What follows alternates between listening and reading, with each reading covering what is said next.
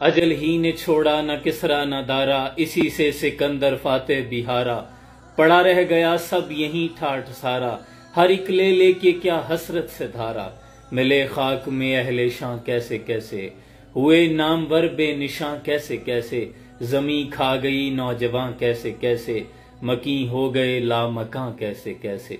ये इबरत की जा है तमाशा नहीं है। चंद रोज कबल तबाहशुदा टाइटैनिक का मलबा देखने जाने वाली सबमरीन आबदोज टाइटन जो कि लापता हो गई थी, और उसकी तलाश के लिए बड़े पैमाने पर एक रेस्क्यू ऑपरेशन भी किया गया।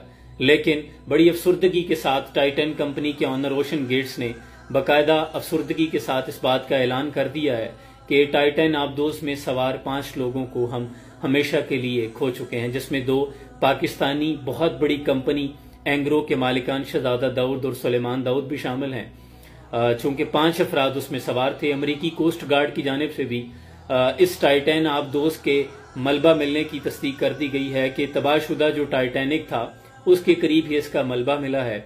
माहिरीन उसकी जांच और पड़ताल कर रहे हैं। यह आबदोज 3800 मीटर जमीन समंदर की गहराई में गई थी टाइटैनिक का मलबा देखने के लिए, जो 1912 में तबाह हुआ था।